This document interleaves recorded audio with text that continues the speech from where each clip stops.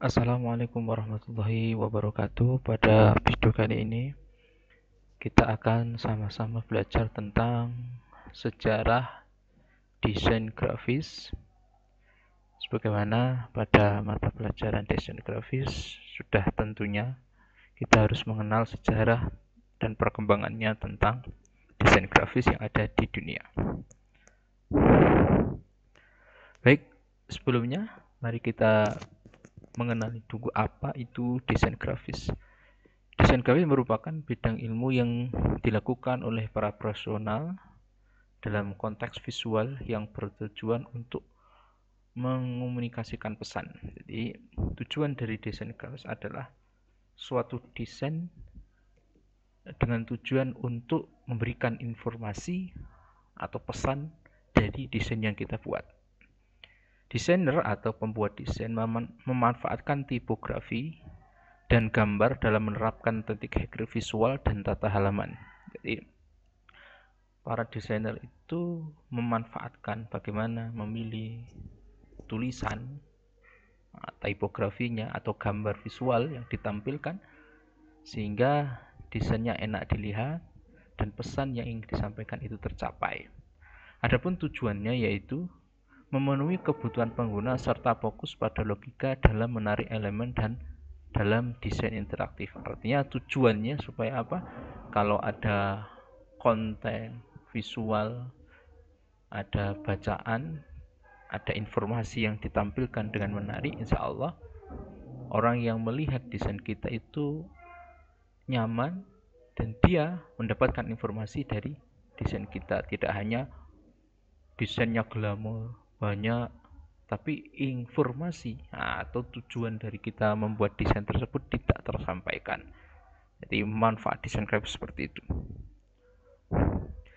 Terus kapan desain grafis itu bermula? Nah, sejarah desain grafis dapat ditelusuri dari tulisan pada gua di mana lukisan tersebut adalah cara manusia di masa itu berkomunikasi dari satu generasi ke generasi yang lainnya. Subjek tulisan gua ini upaya menampilkan gambar hewan, cetakan tanah, cetakan tangan, senjata, referensi buruan yang lainnya. Komunikasi manusia kala itu lebih menggunakan komunikasi secara visual. Jadi desain grafis itu ada sejak zaman dulu. Karena kita sudah melihat banyak di gua-gua peninggalan sejarah itu tulisan-tulisan atau desain-desain atau pahatan-pahatan yang menceritakan tentang bagaimana terjadinya gua tersebut. Nah, itu salah satu bentuk desain grafis komunikasi yang digunakan untuk komunikasi. Jadi dengan adanya gambar-gambar yang ditulis oleh nenek moyang kita sehingga kita tahu apa dan sejarahnya bagaimana. Desain grafis telah ada pertama kali muncul saat bermunculan komunikasi ini. Piktofas dan simbol melihat gua Lakswa di Indonesia Selatan. Hal ini yang amat juga ditemukan oleh Paul yang merupakan asal pertama kali menggunakan kata dan gambar. Jadi pertama kali desain grafis ditemukan yaitu Piktofas sebagai simbol dalam gua Lascaux di Perancis Selatan. Nah, salah satu sejarahnya awal sehingga kita harus mempelajari desain grafis. Terus revolusi percetakan. Jadi sudah dulu saat kita mengenal orang-orang nenek moyang dulu, kalau ingin menulis surat atau untuk menceritakan, untuk untuk mengabadikan momennya, ceritanya, untuk menceritakan ke anak cucunya, beliau menulis, menggambar di suatu melukis. Nah, kalau sekarang dari percetakan dengan balok kayu di abad ke-9 dimulai di Tiongkok. Kita sering melihat ukiran-ukiran di Tiongkok seperti itu. Sedangkan percetakan jenis logam dilakukan di Korea 400 tahun kemudian. Namun revolusi percetakan dimulai dari Eropa. Buku tulis dengan tangan hingga tahun 1450 sebelum akhirnya kitab Gunendra dicetak pada Mainz di Mainz pada tahun 1455. Jutaan buku cetak beredar di semua Eropa dalam kurun waktu 50 tahun, 500 juta diantaranya masih bertahan sampai sekarang. Nah, jadi adanya desain grafis itu seperti halnya kalau dulu untuk menceritakan atau mengabadikan momen itu mereka melukis, dan hanya satu itu. Contoh di gua Candi Borobudur itu ada cerita, ada pahatan-pahatan yang menceritakan tentang sejarahnya bagaimana. Nah, ya hanya di situ saja. Kemudian diganti dengan semakin berkembang itu penulisan lewat kertas, atau dulu lewat balok-balok batu, balok-balok kayu pada abad 9 di Tiongkok.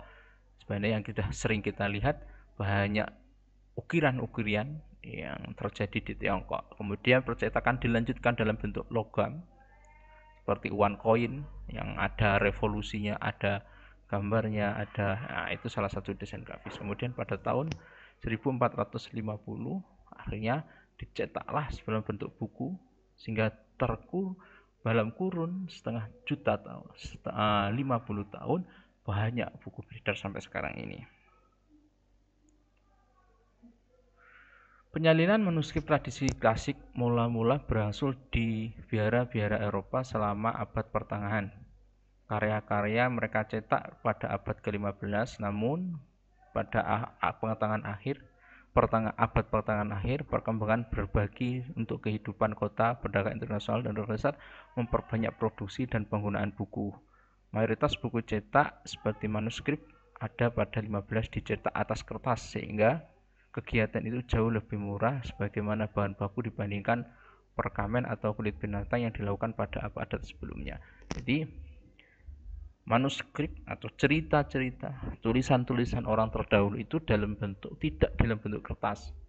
Ada yang dicetak di batu, ada yang ditulis, dilukis dalam bentuk lukisan, ada dalam bentuk logam. Nah, untuk menyebarkan hal tersebut itu kan tidak mungkin kita akan mencetak banyak padahal harganya terlalu mahal. Dan pada revolusi percetakan pada 15, manuskrip yang ditulis dalam bentuk kertas, dalam bentuk lukisan atau dalam itu ditulis dalam bentuk kertas sehingga lebih efisien dan mampu disebarkan sampai sekarang ini.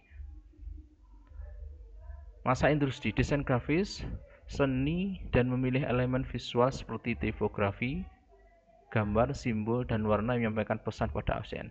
Desain grafis muncul sebagai salah satu profesi yang unggul di barat pada abad ke-19. Hal ini terjadi karena teknologi baru yang terbawa dari resolusi industri.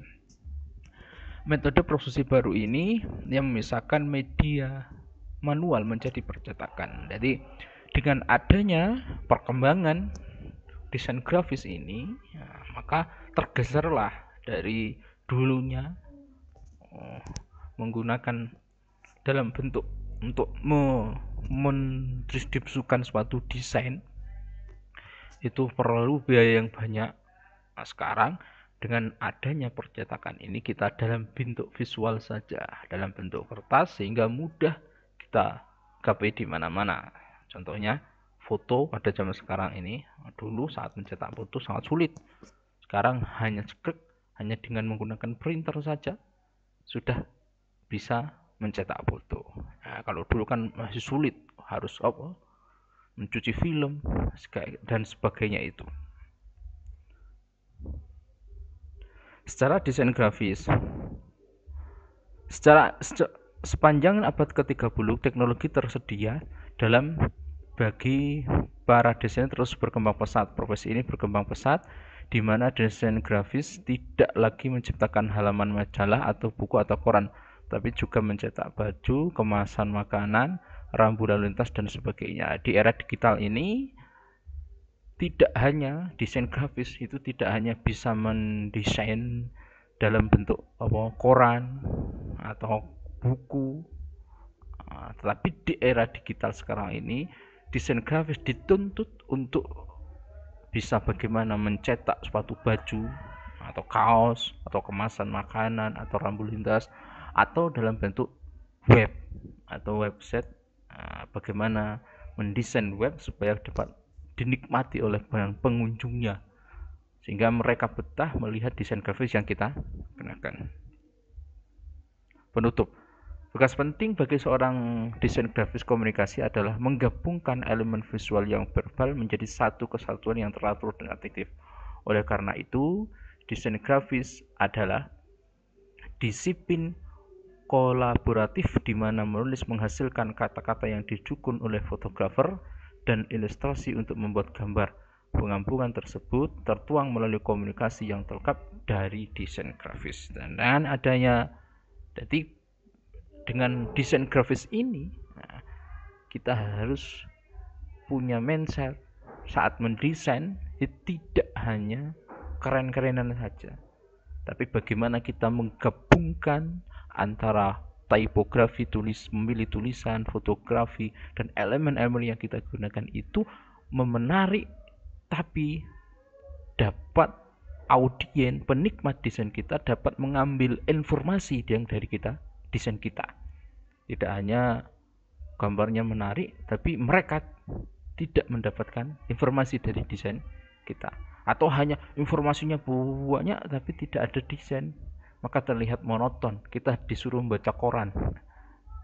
Koran sekarang sudah ada desain-desainnya. Seandainya zaman dulu kita sulit untuk membacanya. Mungkin zaman sekarang itu sudah banyak orang itu tidak membaca koran. Mungkin sekarang sudah, mungkin kalau sekarang mereka mengakses dalam bentuk web. Jadi desain grafis itu sangat penting. Bagaimana kita harus menggabungkan antara kata-kata yang didukung oleh fotografer dan ilustrasi sehingga audien mampu membaca dengan nikmat, betah dalam membaca tulisan kita. Terima kasih, semoga bermanfaat. Semoga kita dapat mengamalkan apa yang kita pelajari. Assalamualaikum warahmatullahi wabarakatuh.